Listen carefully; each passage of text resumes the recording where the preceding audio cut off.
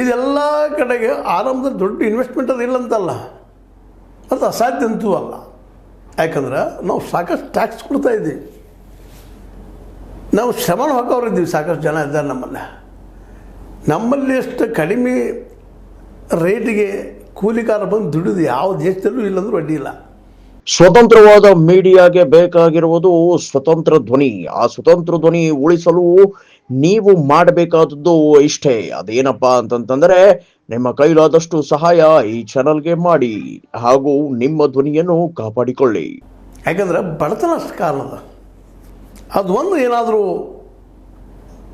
ಗಂಗಾದಿಂದ ಕಾವೇರಿವರೆಗೆ ಕೂಡಿಸುವಂಥ ದೊಡ್ಡ ಪ್ಲ್ಯಾನ್ ಮಾಡಿದ್ರೆ ಈ ದೇಶಕ್ಕೆ ದೊಡ್ಡ ಒಂದು ಸಹಾಯ ಅಷ್ಟೇ ಆಗೋದಲ್ಲ, ಉದ್ಯೋಗಗಳು ಸೃಷ್ಟಿನೇ ಹೋಗಿಬಿಡ್ತದೆ.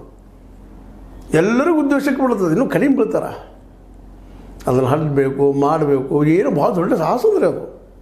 ಅದರಿಂದ 2, 3 ಅಲ್ಲ, ಹಲವು ರೀತಿಯ ಲಾಭಗಳು, ಒಂದಲ್ಲ, 2 ಅಲ್ಲ, 3 ಅಲ್ಲ. ಒಂದದ್ದು ಗಂಗಾ, ಯಮುನಾ, ಬ್ರಹ್ಮಪುತ್ರ ಇವೆಲ್ಲ ದೊಡ್ಡ ನದಿಗಳು.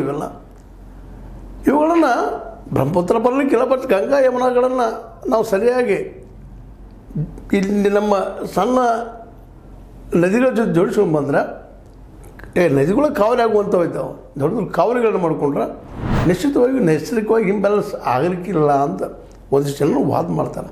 ವಾದ ಮಾಡೋಕ್ಕಿಂತ ವಾಸ್ತವಗೊಳಿಸೋದು ಭಾಳ ಯೋಗ್ಯ. ಯಾಕಂದ್ರೆ ಇಡೀ ದೇಶ ತುಂಬ ನೀರಾವರಿ ಆಯ್ತಪ್ಪ ಅಂತಂದ್ರೆ ಕಾಲುವೆಗಳಾದವಪ್ಪ ಅಂದ್ರೆ ಒಂದು ನದಿ ರೂಪದಲ್ಲೇ ಅಲ್ಲಿ ನೀವು ನಾವಿಗಳ ಮೂಲಕ